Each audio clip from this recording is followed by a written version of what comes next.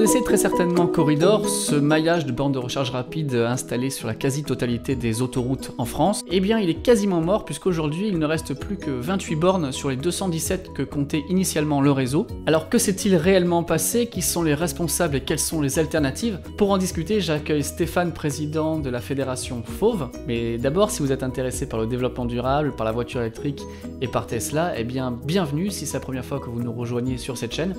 Et si donc ces thèmes vous intéressent, je vous invite d'ores et déjà à vous abonner à la chaîne. N'hésitez pas également à faire part de votre expérience si vous avez déjà utilisé le réseau Corridor. En partie commentaire, dites-nous ce que vous en pensez. On se retrouve à présent avec Stéphane. Bonjour Jérémy. Alors, tu es président de Fauve, est-ce que tu peux nous en dire un petit peu plus? Fauve est une fédération. L'acronyme veut dire Fédération française des associations d'utilisateurs de voitures électriques. Et voilà, l'idée est survenue il y a quand même deux ans et demi à Val d'Isère de créer une communauté d'associations pour échanger des expériences et se stimuler mutuellement. La fédération elle-même existe depuis 8 mois et voilà, elle nous permet d'échanger à intervalles réguliers et d'envisager des associations de niveau national, des actions de niveau national, alors que nos associations, pour la plupart, ont une dimension régionale, locale. Et donc, il y a combien d'associations? Où est-ce qu'elles sont réparties sur le territoire? Alors, il y a 5 associations fondatrices que sont le Lifrance Café, l'âme 66 qui est sur Perpignan, il y a Écomobile 24 qui est sur Périgueux, il y a l'AVEP, l'association des véhicules électriques de Paris, et il y a Vega, qui est près de Genève, au pied du Jura, dans l'Ain. Nous avons également 2 personnes qui comptent pas mal dans le paysage électromobiliste. C'est respectivement Jean-Claude Lemaire, qui produit le blog Le VE Je le veux, ouais, et Thierry Ziegler, qui anime le blog ActiveVE. D'accord, donc une communauté qui est en train de s'étendre au fur et à mesure. Alors oui, bien, ça. Nous avons été rejoints dernièrement par l'association de l'île de la Réunion, voilà, avec une personne très dynamique à sa tête et avec énormément de projets. Là, on va reparler particulièrement de cette histoire de problème de bornes de recharge rapide qui étaient sur les autoroutes de France. Il y a pas mal de controverses. Est-ce que tu peux nous en parler rapidement? Qu'est-ce que c'était que ces bornes et quel est le problème? Alors, il s'agit du réseau qui s'appelle maintenant Easyvia, enfin de la société qui s'appelle Easyvia. C'est le corridor électrique d'une filiale d'EDF qui a été un des premiers à se mettre en place à l'échelle nationale sur les autoroutes pour la plupart et qui a permis enfin aux électromobilistes d'envisager des longs trajets, voilà, puisque des bornes rapides à multiformat. Ouais, donc multiformat, c'est le tri-standard, le fameux tri-standard. Pour servir des voitures en type 2, en CHAdeMO et en combo CS. Donc avec ces bornes-là, l'avantage c'était que toutes les voitures sur le marché pouvaient les utiliser. Tout à fait. Et ce réseau, donc, visiblement, il y a un problème avec. Est-ce que tu peux nous en parler? C'est quoi le souci? Alors déjà l'été dernier, ça commençait à sentir le roussi parce que les bornes dysfonctionnaient pour la plupart. Voilà, des bornes qui ont quand même maintenant une certaine ancienneté, qui ne sont ni protégées de la pluie ni du soleil. Des problèmes peut-être déjà de vieillissement. Donc il y a déjà eu pas mal de grognes dans le milieu électromobiliste. Premier coup de semonce, je dirais, qui nous a perturbés. Mais c'est rien en comparaison de ce qui s'est passé plus récemment. Oui, donc il y a eu une annonce d'Easyvia disant qu'ils arrêtaient 189 de leurs bornes, c'est-à-dire 80-90% de leur parc, de façon tout à fait brutale. Et ça a beaucoup secoué le milieu électromobiliste qui a plus que peiné, quoi, parce que ces bornes, elles avaient beau ne pas marcher systématiquement, elles étaient quand même là et on pouvait vraiment envisager des trajets conséquents. Alors, ce à quoi on est en train d'assister, c'est une partie de ping-pong entre le fabricant de bornes, EVBox, et Easyvia, chacun ayant ses arguments. Easyvia disant que Ils ont mal été conseillés en termes de maintenance, alors que EVBox dit qu'au contraire, ils ont préconisé de la maintenance préventive avec une certaine fréquence.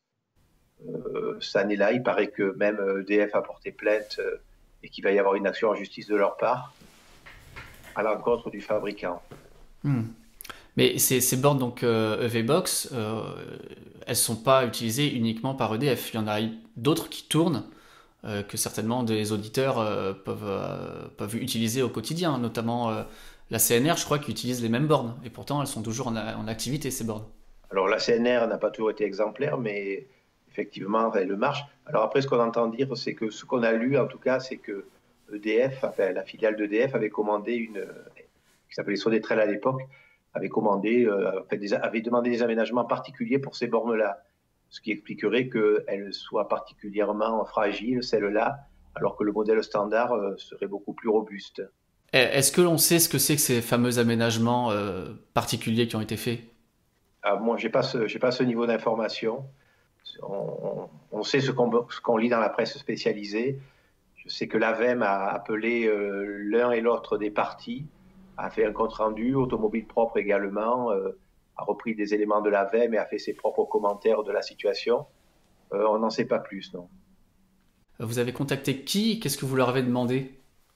Alors nous, on a fait une lettre effectivement au management au plus haut niveau d'Isivia en leur disant que c'était assez dramatique pour nous d'avoir pris pareille décision. Et on leur demandait, sans doute de façon un peu naïve, de les réparer, de les remettre en service, qu'on avait besoin de ces équipements, en leur faisant remarquer que cet arrêt unique, brutal, était d'autant plus intolérable que leur installation a quand même bénéficié d'un programme européen, un financement pour moitié de l'Europe, donc environ 5 millions d'euros, si les chiffres sont exacts. Et voilà, avec cet argent-là, l'argent du contribuable, on n'a pas le droit, c'est pas du tout acceptable de se retirer comme ça en disant bah, je joue plus. Voilà. Après, si on se met à la place d'Isivia, on sait, parce qu'ils l'ont dit, qu'ils étaient bientôt en fin de bail et qu'ils allaient devoir reconduire leur bail. Auprès des pétroliers qui sont les propriétaires, entre guillemets, des stations essence où sont installées les bornes. Voilà, on lit aussi qu'effectivement, Isivia avait conscience que son matériel était vieillissant, que les demandes dorénavant étaient des demandes de plus forte puissance. Et puis, dans l'air du temps, on voit que maintenant, c'est le modèle Tesla qui est inspirant, avec Ionity qui installe non plus une borne par-ci par-là, mais tout un ensemble de bornes, ce qui maximise la probabilité qu'il y en ait un certain nombre qui marchent lorsqu'on a un pool aussi conséquent de bornes. Donc moi, ça me fait poser deux questions. La première, c'est quel est le point de vue du fabricant finalement? Est-ce qu'il a contacté Isivia pour tout faire en sorte de les remettre en route? Et la deuxième question, c'est finalement pourquoi tout simplement Isivia, qui a déjà un pied dans les stations d'autoroute, pourquoi se dit pas, s'ils veulent partir sur un modèle à la Tesla, d'enlever ces bornes si elles ne marchent pas et d'en rajouter des nouvelles, peut-être des ABB ou une autre marque, et d'étendre le corridor? Alors, je ne sais pas si le fabricant était la société qui assurait la maintenance. En tout cas, le fabricant explique que la maintenance n'a pas été faite de façon sérieuse et professionnelle et que ceci expliquait cela. Ça, c'est un. Le deuxième point, pourquoi Isivia ne réinvestit pas dans du matériel neuf et multiplie les bornes?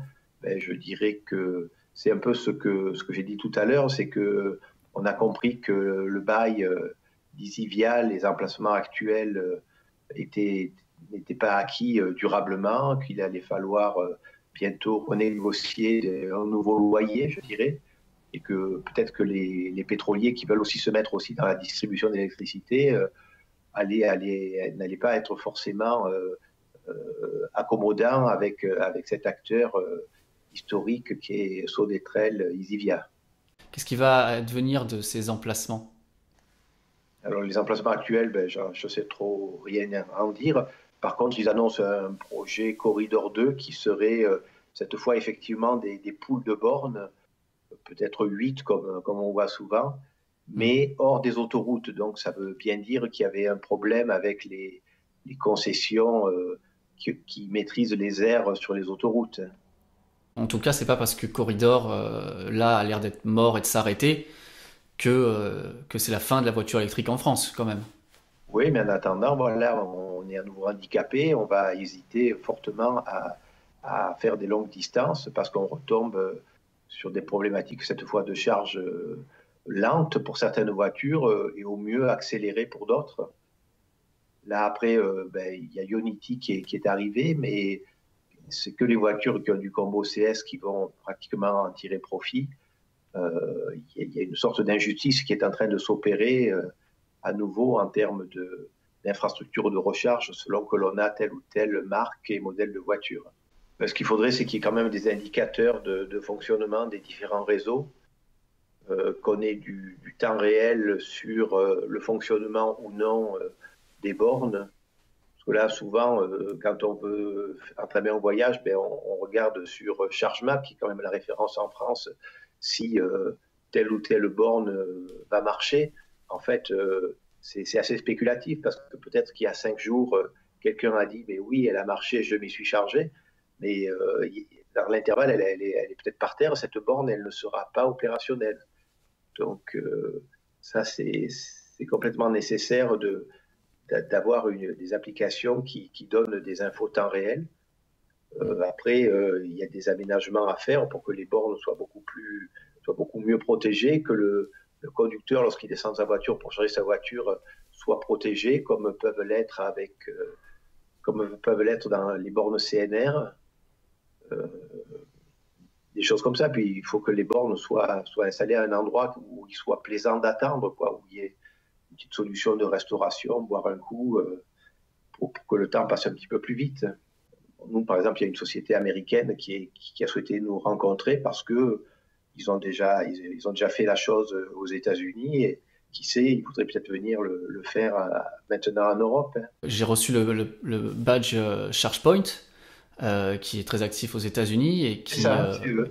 Voilà, qui a envie de se développer apparemment de ce côté-là de l'Atlantique. Donc, est-ce que c'est pas une opportunité manquée finalement pour EDF qui sort du jeu trop tôt peut-être? Oui, clairement, clairement. Alors que c'est pathétique parce que c'est maintenant que la mobilité électrique monte en puissance. Peut-être qu'ils vont redoubler d'intérêt et d'ingéniosité avec le Corridor 2, hein, qui doit arriver d'ici combien de temps ce nouveau corridor? Je n'ai pas de date précise, en tout cas, c'est des travaux lourds, donc ça ne se fait pas en claquant des doigts. Et après, c'est bien que ça soit pas que sur les autoroutes, quoi. L'autoroute n'est pas forcément le terrain de jeu privilégié des voitures électriques. Souvent, les électromobiles prenaient l'autoroute de force parce que il y a sur ces axes-là qu'il y avait des bornes rapides. Ça correspondait pas forcément à leur volonté de rouler sur autoroute, quoi. Oui, c'est vrai que moi j'ai eu pas mal de commentaires quand j'ai fait mes vidéos de test de Ionity où on m'a dit oui c'est bien beau Ionity mais ça nous oblige à payer le péage, donc peut-être que finalement EDF prend une meilleure stratégie, peut-être. Alors, je ne sais pas s'il y a du Unity, si Unity est réparti pour partie sur les autoroutes et pour partie Chez sur moi, les côtés. j'ai deux points Ionity à 60 km et les Oui. deux sont sur la 8. Je sais qu'à l'étranger, il y en a qui sont hors d'autoroute, mais on a l'air de les voir, surtout en France, on a l'air de les voir beaucoup sur les autoroutes. Alors après, peut-être qu'ils pensent en priorité aux clients de leurs actionnaires, hein, notamment les Allemands qui veulent traverser la France pour se rendre au soleil de l'Espagne ou de la Côte d'Azur. On en Donc, voit beaucoup. c'est des gros rouleurs dans des grosses voitures électriques qui, effectivement, eux, vont prendre l'autoroute. Comment tu vois l'évolution en 2020 de la voiture électrique et dans les années à venir? Elle se développe, on le voit hein, maintenant avec des offres de tous les constructeurs pratiquement, des modèles qui vont devenir de plus en plus abordables parce que les séries vont s'allonger, parce que la concurrence va s'intensifier. Mais évidemment, quand bien même ces voitures, on les recharge à 90-95% à la maison, si on veut vraiment que ça devienne la voiture exclusive et qui soit polyvalente, aussi bien pour le quotidien que pour les déplacements plus conséquents, il faut que les infrastructures de recharge suivent, quoi. Il faut qu'on ait complètement confiance dans ces équipements, comme on a une confiance absolue dans la distribution de carburant liquide. Et comme l'ont finalement les possesseurs de Tesla envers les superchargeurs. Tout à fait, oui. Tesla est l'exemple à suivre et le modèle. Et enfin, ça semble être compris, quoi. Merci d'être intervenu sur la chaîne. Merci Jérémy, merci toi de t'être saisi de ce sujet et de nous avoir permis de nous exprimer. J'espère qu'on aura l'occasion d'en rediscuter et de se reparler très, très bientôt. Ok Jérémy, je te remercie. À bientôt. À bientôt.